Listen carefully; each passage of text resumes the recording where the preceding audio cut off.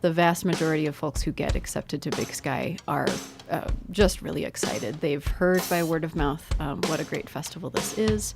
We have media attention, industry attention, and just the respect of the filmmaking peer network. This is A New Angle, and I'm your host, Justin Angle, marketing professor at the University of Montana.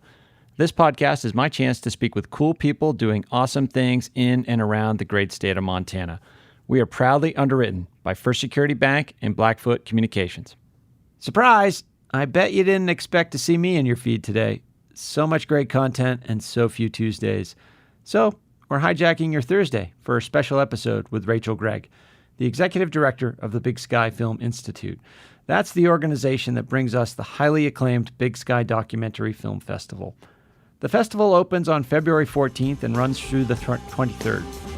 In this conversation, Rachel shares the history of the festival and what we can expect from the Film Institute in the coming years. She also gives us a sneak peek of what to expect at this year's event. So let's get into it right now. Okay, so we're here today with Rachel Gregg. Rachel, thanks for coming on the podcast. Thanks, Justin. This is a big week. It's huge. Yeah. Announcing the films for this year's Big Sky Documentary Film Festival. You're the executive director of the Film Festival. Mm-hmm.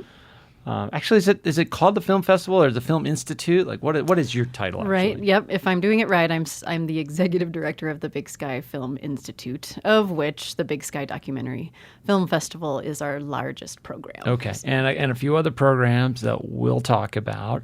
But before that, let's get into why film. How'd you get into film? Sure. Kind of by chance. Okay. You know, I'm an alum of the University of Montana. Entertainment management Entertainment program, right? management, yep. Yeah. While I was getting my certificate and finishing my master's degree, I worked at the Wilma Theater. And okay. And you got your master's in environmental rhetoric, yes, right? indeed. What is that? I studied communication and an emphasis in environmental rhetoric. Okay. And specifically, I happened to be studying environmental documentary film as part of my professional paper I wrote for my master's degree.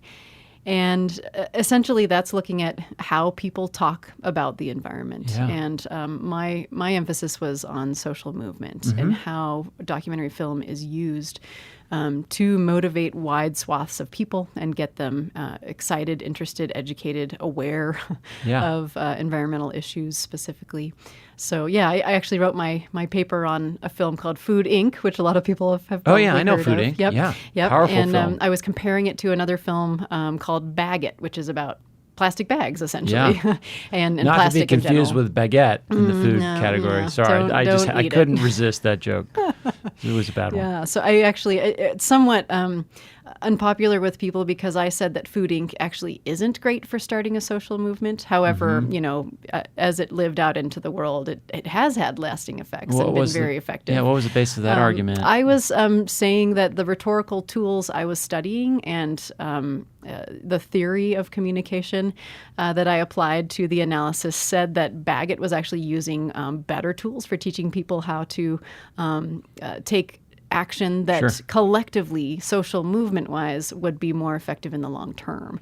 So I do really like Food Inc., and I probably haven't eaten factory chicken since I watched that film. Sure. But I found that Baggett had all of these really interesting tools, a character that convinces you to really care about the things the plastic we use and put on and in our bodies. Sure. And, you know, the sort of groundswell things that feed into more momentum over time and get people to work together to create change. So, and at that point, were you looking to make film right out of school? No, actually, I am not a filmmaker. Yeah. Hopefully someday, and I have been involved in producing a few projects, and I've worked with entities as a funder of films. But I wasn't actually looking to get into film. I was working at the Wilma because I wanted to get into concert promotion, just like a lot of students coming out of that entertainment management program.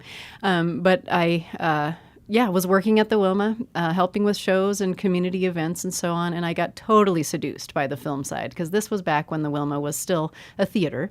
Yeah. This was just prior to the log jam age. Okay. So, yeah, I was promoting local film events and some of the indie films Yeah, that a ton came. of like ski films and indie films and the Big Sky Film Fest, which Indeed. we'll get to. Right. But yeah. A lot of the films that, now they go to the Roxy for Right. that great indie programming they have there. So, when the film festival, the Big Sky Festival, would come to the Wilma, just the energy, the excitement in the community and the filmmakers who came and the incredible programming, I thought, wow, this is really interesting and effective. And I was quite the tree hugger in college and really drawn to the environmental stories that were in the festival. So that's when I really started paying attention. It goes a little farther back. My brother showed me a film called Red Gold when I visited him in the Arctic where he lives. The film is about the Pebble Mine. Oh, and, right. Okay.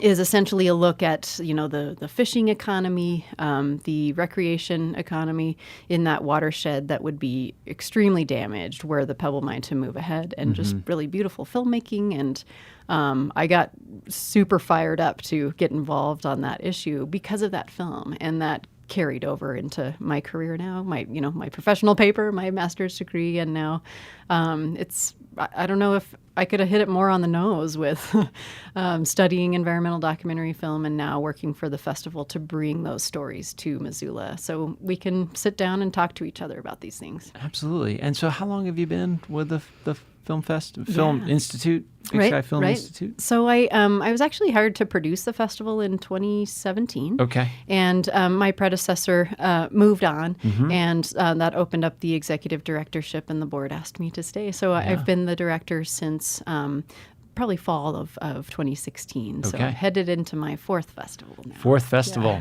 Yeah. Well, that's exciting.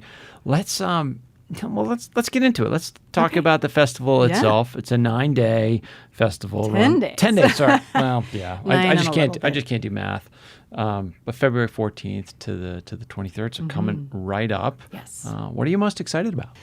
It's always about the films for me. Of course. What's amazing, I've inherited this incredible festival that hundreds of filmmakers, thousands around the world know about. And as a documentary filmmaker, they want to come and be part of it. And so it's because we have this international acclaim, we get the most incredible, highest quality films coming here, and the filmmakers come as well. So, a lot of great stories coming our way again this year.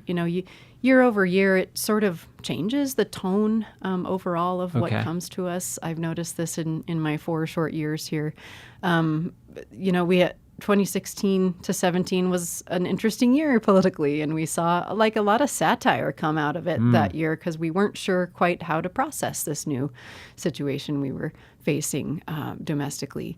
The year after that was a much more somber tone, processing some of the consequences and results of a new political age. Sure. And last year, that actually spread into an international perspective. So it wasn't just what's happening to American politics, but how is this spilling over into the way the world reacts to what's happening in the United States.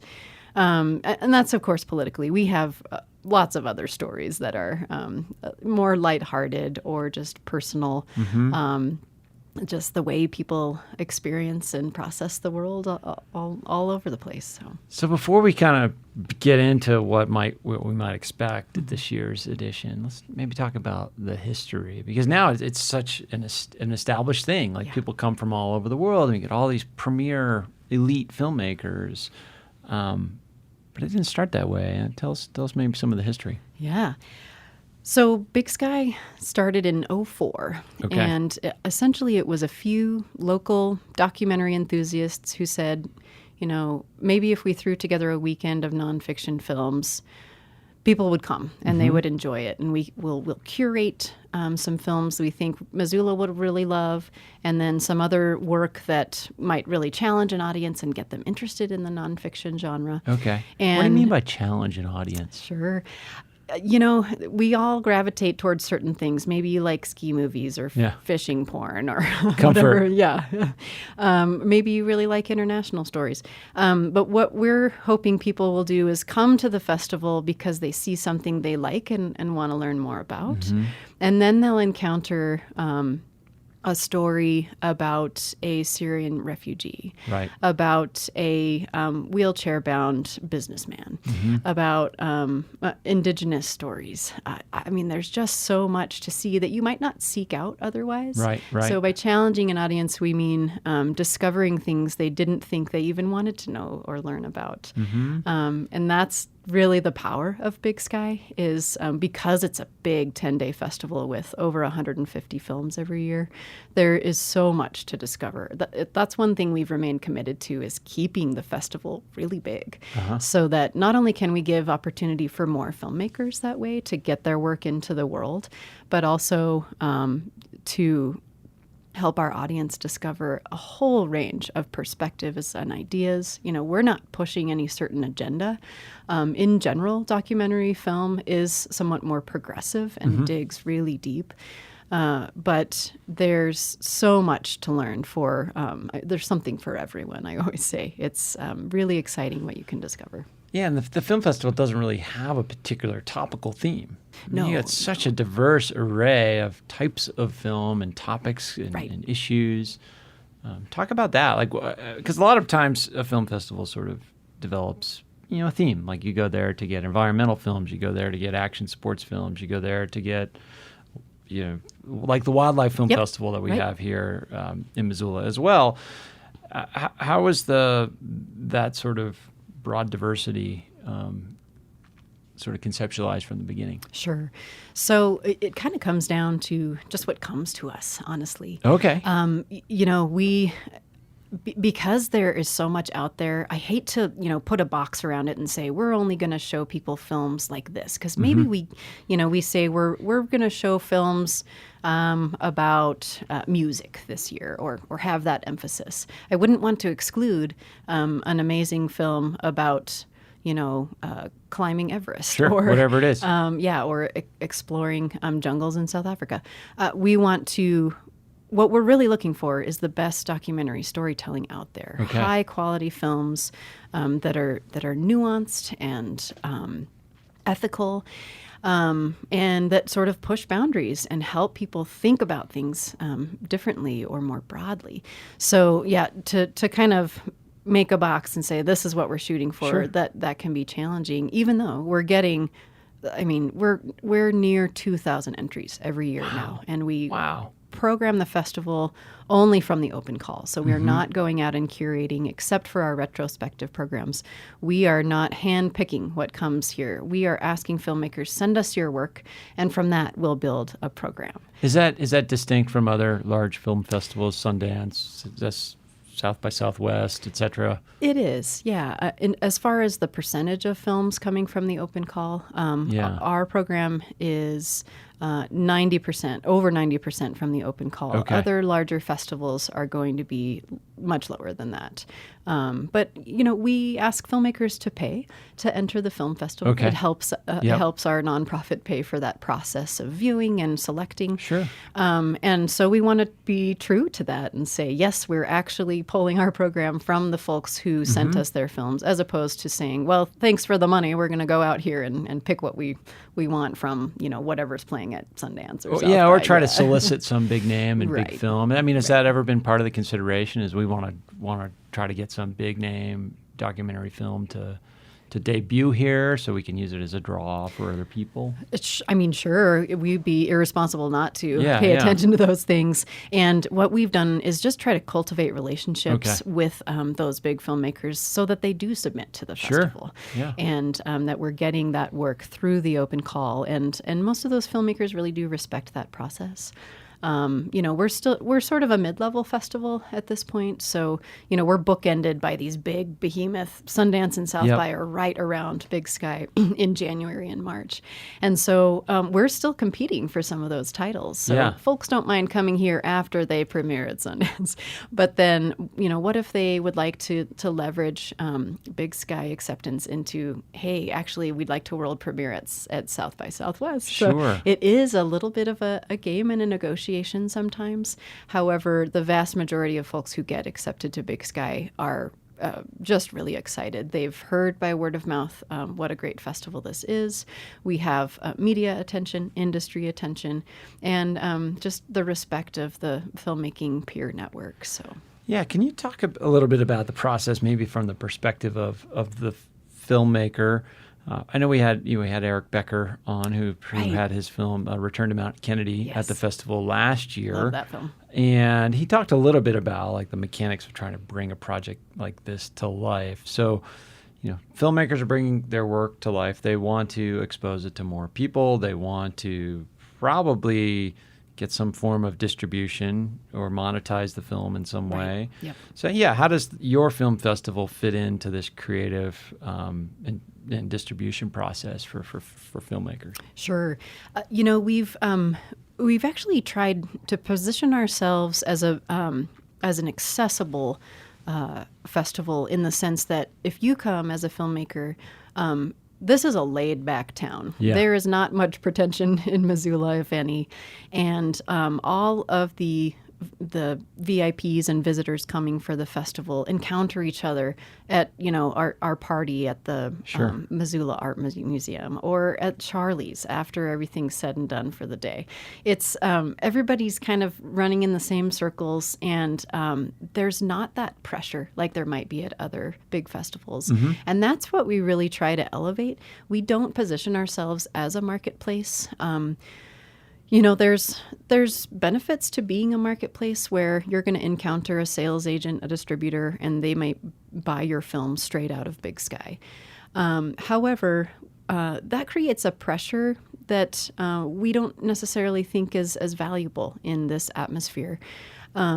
Of course, we wouldn't turn that down if it was something we could do down the road. But what we want to preserve is the ability to create relationships. Okay. That's where we have really had traction with Big Sky, is people form relationships here that become future collaborations. And now that we're 17 years in, we're seeing that happen year after year. Folks that came with separate films in the past produce something together and bring it back to Big Sky, which is, it's a relationship industry like entertainment tends to be. Right. And so that's what we're really trying to cultivate here, as opposed to just making it the dollars and cents. Right. It's more important. I always tell people my job is to start conversations, whether that's with audience members who see a film and learn something new, or between producers and in film industry who want to make sure a project makes it out into the world. And it seems like a key component of that objective is a thing like Doc Shop. Right. So tell us about Doc Shop and what the goals of that part of the festival are. Sure. So Doc Shop is our industry conference. We call it the Doc Shop Filmmakers Forum, which is very intentional. It's meant to be a conference that's not really about, I'm going to sit up here and talk down at you, audience. It's more of meant to be an open forum where cutting edge ideas in the film industry, or just nuts and bolts things about what it means to be a career filmmaker. Right. Talking about how those things work together, creating open lines of communication, not just, advice and mentorship, but really thinking about how do I, as an independent filmmaker, tap you as that panelist to help me forward my next project or idea. So, the Doc Shop has really grown over the years. We are very fortunate to get funding from the National Endowment for the Arts for the last 3 years to bring really high-level folks to Missoula from the documentary industry to talk about a variety of things. We always have a theme for the conference. This year, we're going to talk about sustainability and integrity. Yeah, why those two themes? Sure. Sustainability is a big, hot topic in the documentary industry right now. It is hard to be a documentary filmmaker. So you mean sustainability as far as, can I sustain a career in this space? Right. Okay. Yeah. So, for so many documentary filmmakers, it's a side gig. Most of them are producing commercials, maybe working on feature sets. Yep. Maybe they're a graphic designer or a credit designer or a sound guy. Something. But on the side, they want to tell a story about a low-income housing project in their hometown, or they want to travel to Botswana and talk about immigration and religious politics, whatever it may be. It's usually a side career for filmmakers. And so we're trying to provide tools and ideas about how to step more into that as your full-time gig. You know, Big Sky wants to really inspire the people who are storytellers to get them to keep making documentary film, because we think it's a powerful and important medium. Mm-hmm. And so nurturing those careers is important, and that's what DocShop is meant to do. A New Angle is underwritten by First Security Bank and Blackfoot Communications, two cool companies doing awesome things all over Montana. Hi, this is Steve Albini, and you're listening to A New Angle. Yeah, it's interesting thinking about sustainability. I mean, I don't know if these forces have occurred like in photography. I would imagine with the rise of digital photography and the accessibility of good equipment. It seems like we're in this golden age of documentary films. I mean, they're so powerful, so popular, so easy to get, whether it's Netflix or a great film festival or whatever. Yeah, I think that's the key, actually, is that it's more readily available. And as more streaming platforms and ways to consume content popped up, suddenly content producers realized that nonfiction really resonates with people. It's not just fiction storytelling. We want to know, I mean, it kind of started with reality TV. and as the quality of filmmaking really came up, documentaries started getting so much more popular, and people really are gravitating towards nonfiction on streaming platforms. Sure. And those forces coalesce to you increase quality, but you also increase supply dramatically, which that's competition among filmmakers for eyeballs. Yep. Right. And so that leads to price pressure, and the sustainability is a big issue. Yeah. Talk about the other theme, integrity. What does that mean in this space? Sure. Yeah. So the other kind of hot button thing, we try to make sure DocShop is really relevant as to what's happening in the industry. And there's been such a push for diversity and inclusion in documentary filmmaking. Last September, I went to a conference put on by the International Documentary Association called Getting Real. And they did a whole block of talks called Decolonized Docs. Interesting. And this was about... That's a provocative title. Yes, indeed. Yeah. I really like it. So decolonizing docs is meant to really push people to understand not just how to tell a broader range of stories and make sure that lots of voices are being heard, but to make sure that the people behind the lens and the gatekeepers in the industry are people of color, women, finding more diversity at all levels of the documentary industry and economy is really important. Even the audience. Who are the people seeing documentaries? I think that there's been a pretty common demographic over the last at least 30 years. And now we're seeing that shift again since there's more access to documentary films. But breaking down those barriers at every level is so important.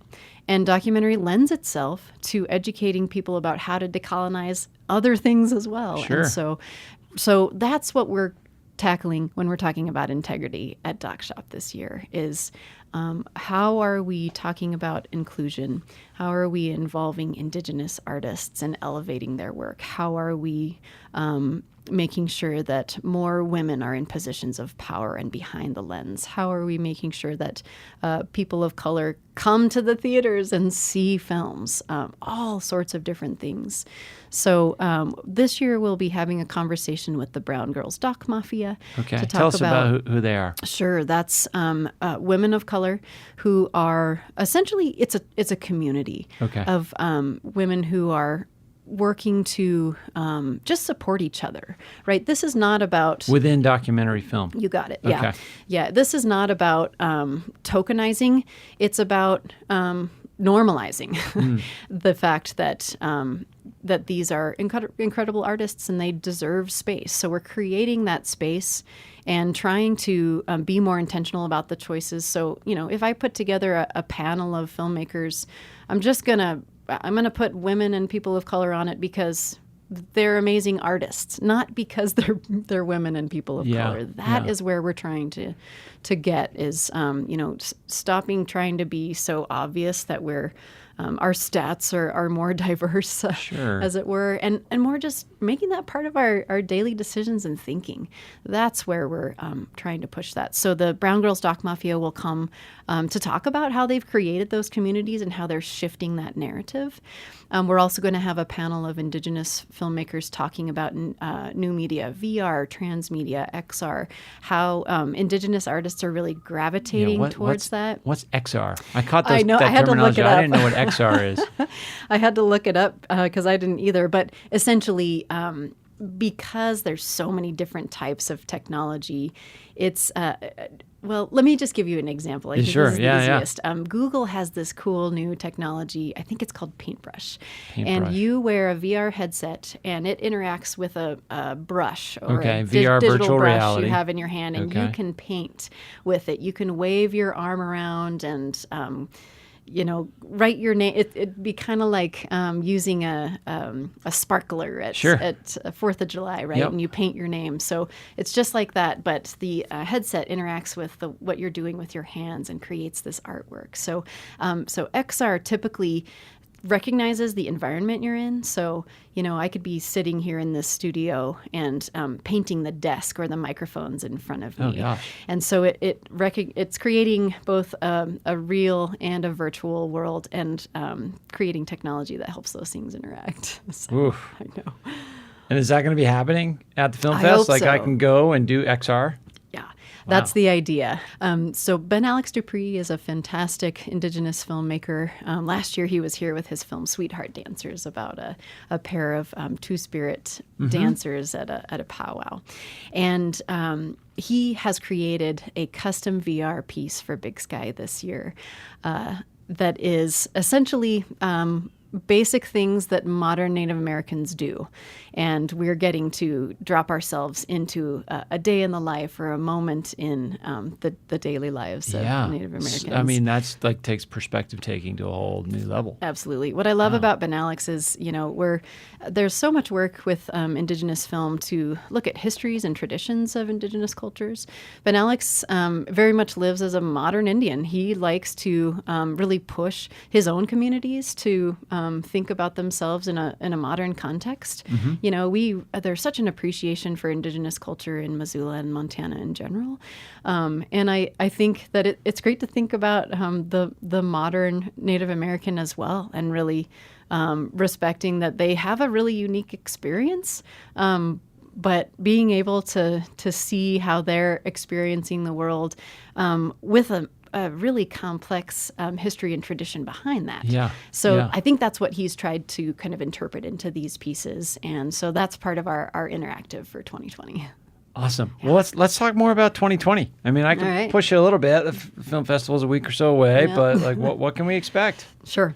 So couple of our big programs this year. Every year we invite a couple of filmmakers who are veterans in the industry and have a body of work under their belt as our retrospective artists. Okay. So our first weekend will be featuring the Ross brothers, Bill Ross and Turner Ross, who are really quite young. They're in their early 30s and have about 6 feature films under their belt already. Wow. Their work is really focused, it's place-based filmmaking. Their first film is The Zip Code from their hometown, and they basically just introduced characters and vignettes from the place they grew up and introduced the world to that. And what is that hometown? It's in Ohio. Okay. Yes, now the name of the town is skipping my mind, but they did the same thing in New Orleans, where they live now, a film called Chupatulas. Yeah.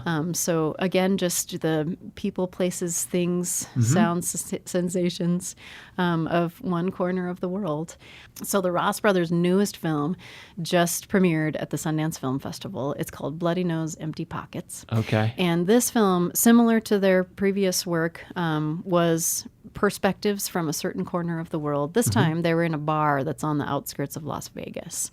And it's basically this is all happening right after the 2016 election, which, so many filmmakers tried to find a way to capture what was going on in the hearts and minds at that time. And this is where they did it. And I think that's going to be really compelling to Missoula. Obviously, Sundance found it interesting, and we really love all of their work. We obviously chose them for this big program, so we can't wait to show that.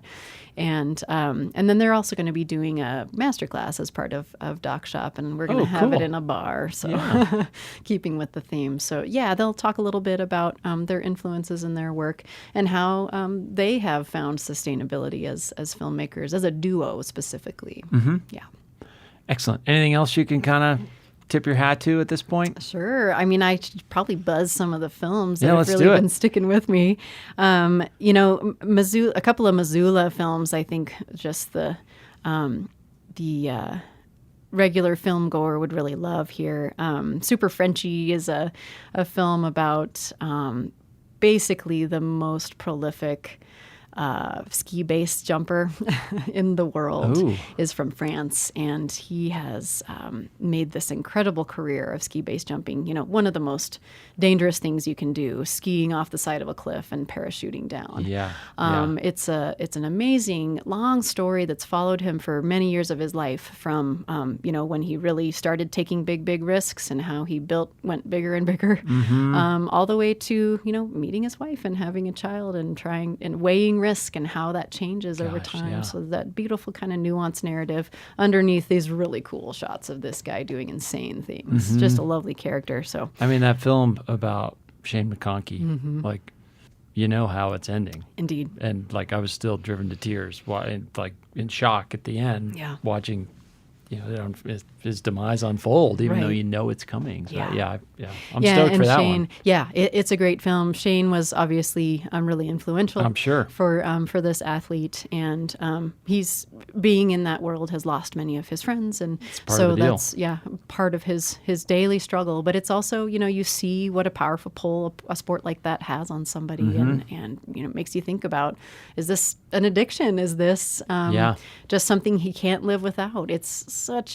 It's really beautifully done. I'm excited for that one. Awesome. Yeah, another one Missoulians are going to really love is The House That Rob Built. Okay. This is about Robin Selvig, the beloved Lady Grizz coach. Yeah. So a documentary many years in the making. We're really excited about it because Big Sky Film Institute is the fiscal sponsor for this project.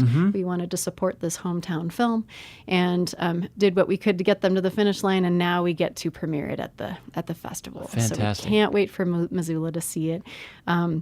It is. And is he going to be there? I hope so. Heck yeah. Why wouldn't he? Yeah, I can't wait to. I know Robin likes the film, and it'll be. He's such a humble guy, and that comes through in the film, and he's inspired. I mean, almost a whole generation of women athletes who have. Totally put a pin on the map for Missoula and the Grizz program for. Graduation rates. And, all of it. And conference championships. And his stats are just amazing, but you would never hear Robin talk about that, right? Sure. He just he loves basketball. He loves inspiring people to do their best. And that's what this film captures. So we're excited for that one too. Excellent. Some other interesting films, again, that would challenge folks and would be sort of discovery pieces.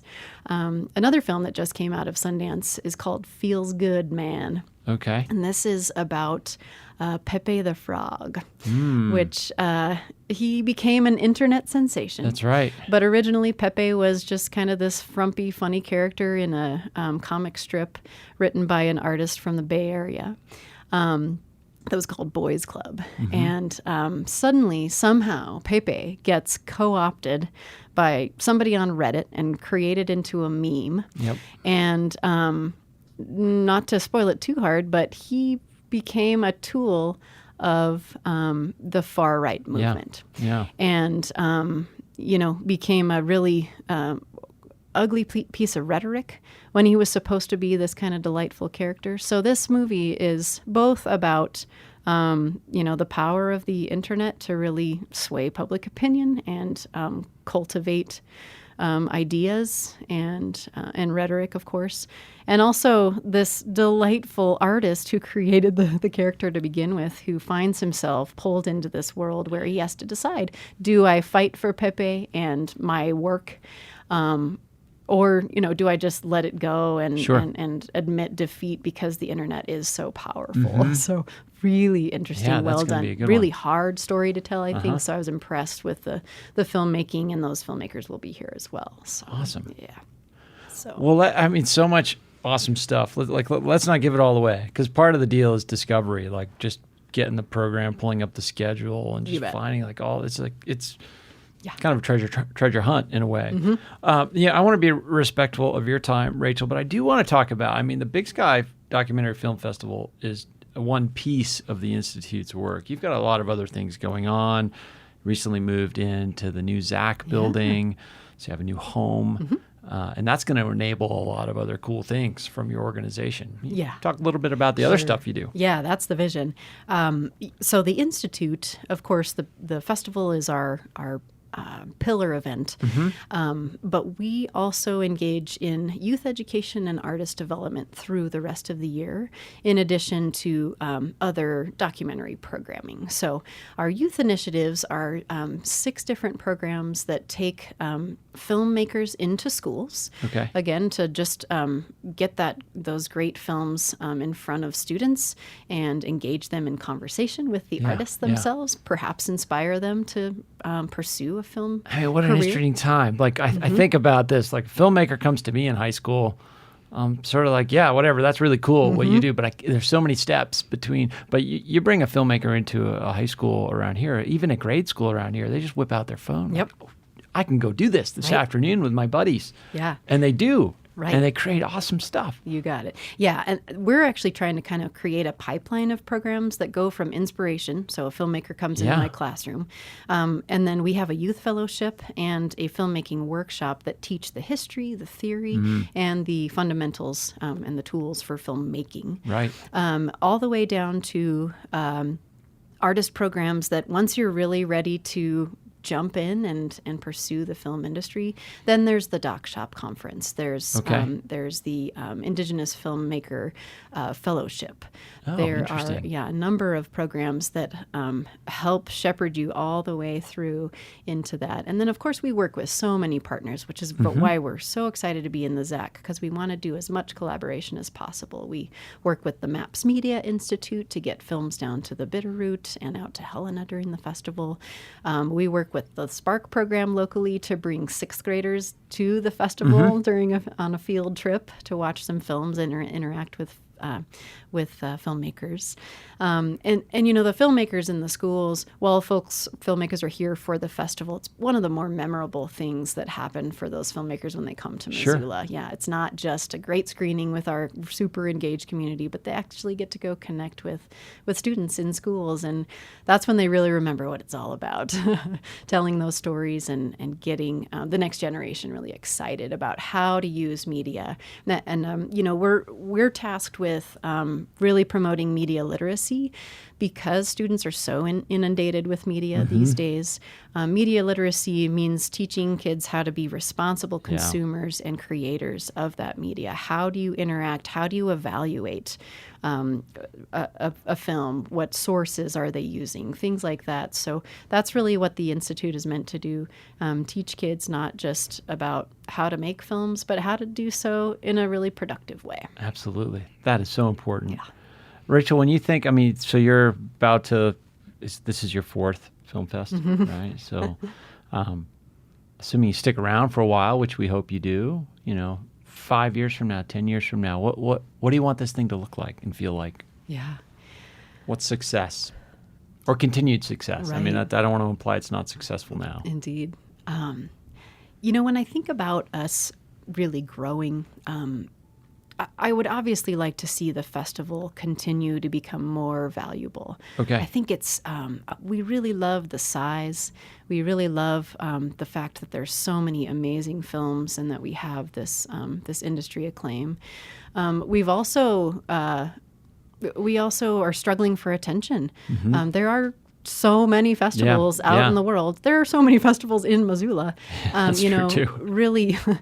Really solidifying ourselves as a leader in the documentary industry is important to me. And I think to do that, we expand our artist programs.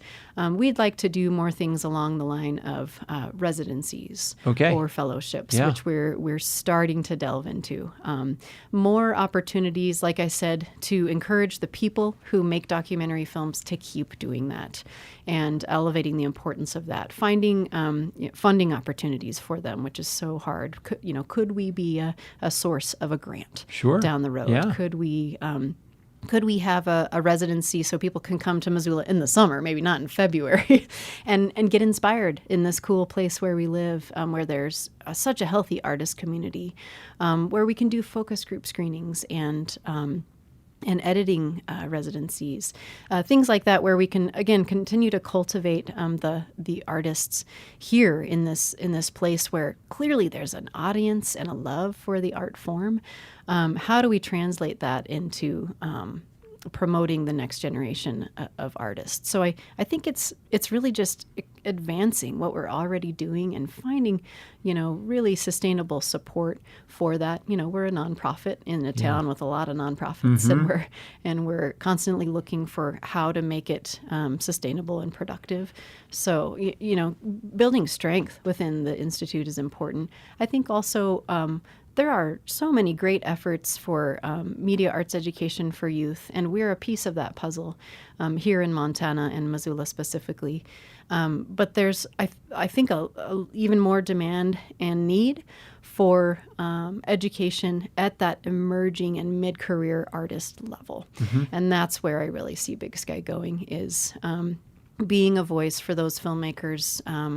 We've got all of these youth programs, and then we've got this big professional festival where you can have an exhibition once you've gotten films. You kind of under your arrived belt. a little bit. But there's a gap in the middle Sure. there where we want to nurture those artists to become really advanced storytellers, really talented editors. There are so many different hats to wear as a documentary filmmaker. So how do we teach people to be great grant writers and sound recordists and cinematographers and so on? There's a lot of opportunity there that we'd like to build upon. That seems so central to what's happening in this community right now. Right. I mean, we have such a rich and deep heritage and tradition in the arts, but the community's growing quickly. Getting the ZAC its own space downtown, getting your organization in that space, and the vision you're laying out there is just so important to the health of this community. So thank you. Thank you for doing the work. Yeah, thanks, Justin. And we want folks to get out there next week, starting on the 14th. How can they learn more about it? Where do you want them to go online to find out more information about the film festival? Our website, of course. Right. The website is bigskyfilmfest.org. Awesome. Well, thank you, Rachel. Good luck. Thank you. Well, I'm not going to say get some rest because you're not going to, but hopefully after the fest you can relax a little bit. Yes, sir. Okay, if you're a regular listener, you already know that next week we're learning all about Joyce Dombrowski.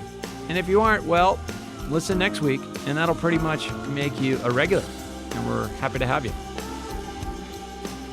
Thanks for listening to A New Angle. We really appreciate it. And we're coming to you from Studio 49, a gift from University of Montana alums Michelle and Lauren Hansen. And remember that A New Angle is supported by CED, Consolidated Electrical Distributors. These guys pretty much sell anything electrical you would ever need, but they also hire a ton of our students. If you want to learn more about jobs at CED, visit cedcareers.com. And before we go, I want to thank some important peeps. Executive producer Stefan Borsum, producer Aiden Morton, and interns Aspen Runkle and Max Gibson. Huge thanks to VTO, Jeff Ament, and John Wicks for the tunes, and finally, props to Jeff Meese, our master of all things sound. Finally, if you have any questions, suggestions, comments, insults, whatever, please email me at anewangle@umontana.edu. Help us spread the word, and be sure to use the hashtag #anewangle when you do. Thanks a lot, and see you next time.